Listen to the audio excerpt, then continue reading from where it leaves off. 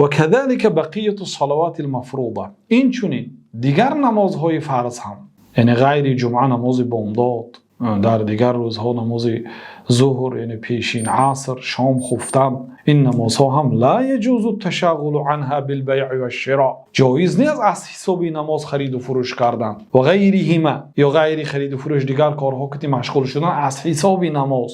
بعد ما ينادى لحضورها في المساجد، بعد اینکه اذان گفته میشد، مثلا به نماز بامداد اذان گفت، وقتی نماز قامت شد، وقتی نماز جماعت شد، در عین نماز جماعت کار کردن یا تجارت کردن حرام است. شما باید به نماز جماعت برید، چون نماز جماعت در نزد اکثر علما واجب است. الله تعالی گفت که فی بیوت اذن الله ان ترفع ويذكر فيها اسمه يسبح له فيها بالغدو والآصال رجال لا تلهيهم تجارة ولا بيع عن ذكر الله وإقام الصلاة وإيتاء الزكاة يخافون يوما تتقلب فيه القلوب والأبصار ليجزيهم الله أحسن ما عملوا ويزيدهم من فضله والله يرزق من يشاء بغیر حساب.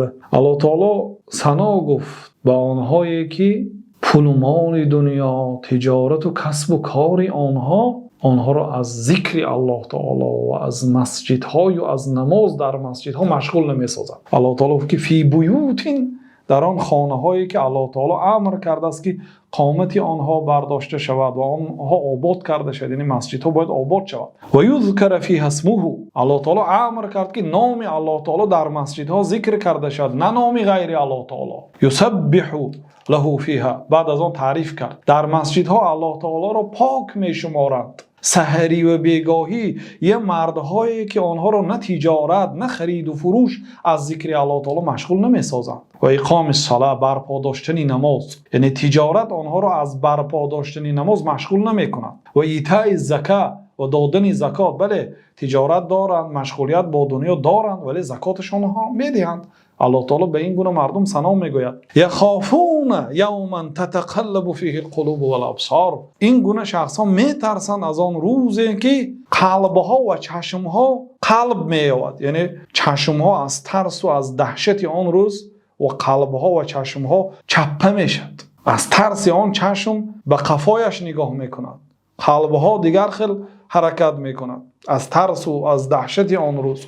بعد از آن الله تعالی گفت که لیجزیهم الله احسن ما عملوا، یعنی این آدم ها در وقت نماز خرید و فروش رو یک سو میگذارن، کارهای دنیا رو یک سو میگذارن، شتاب به مسجد میکنند، الله تعالی برای اینها جزای مکافات بهترین میدهد به این عملی که کردن. و یزیدهم من فضله، با از فضل خودش، از داد خودش الله تعالی اضافگی میدهد برای آنها. والله یرزق من یشاء بغیر حساب، الله تعالی به کسی خواهد به حساب و کتاب رزق میدهد.